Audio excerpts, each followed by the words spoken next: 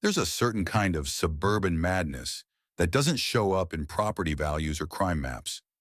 It lives quietly in cul-de-sacs, behind white vinyl fences, and it thrives inside HOA boards.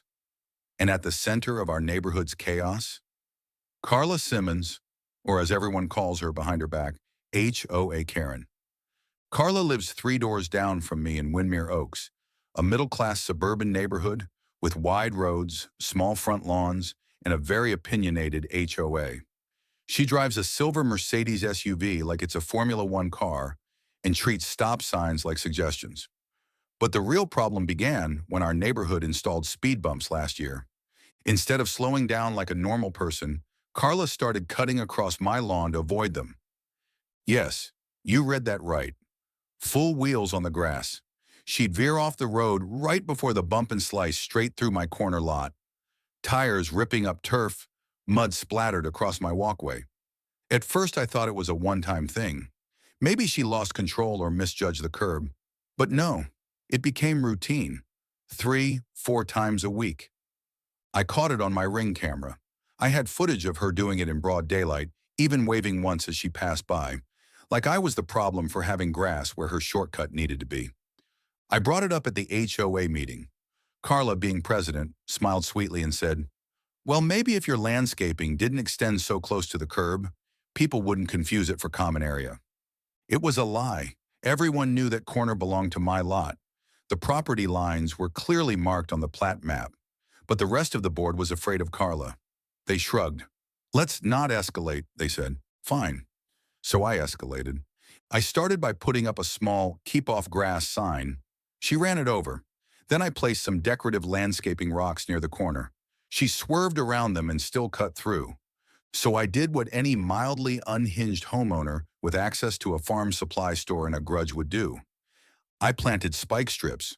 No, not the kind you'd see on a highway during a police chase. These were heavy-duty plastic tire spikes used for livestock deterrence, technically legal for use on private property. I buried them just under the grass on the corner where she always entered and exited. Not enough to pop a tire immediately, just enough to make a point. I didn't have to wait long.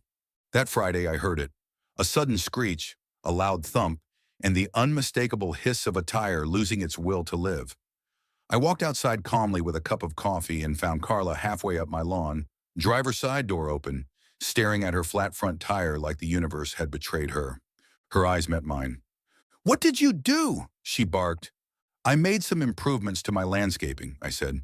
"You're welcome to stay off it if you don't like them." She lost it, screaming about lawsuits, vandalism, HOA violations.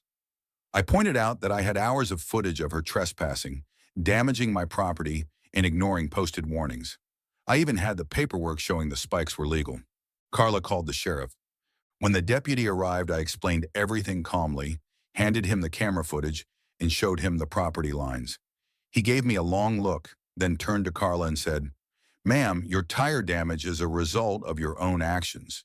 This is clearly private property, and the owner took measures after repeated damage."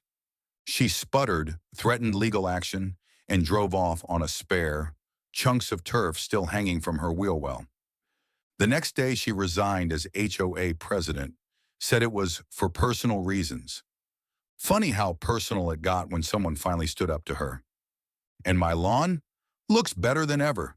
I reseeded the damage, added a few more rocks, and now the corner's a fortress of anti-Karen design. No one's driven over it since. Sometimes justice doesn't come in a courtroom. Sometimes it's buried just under the grass.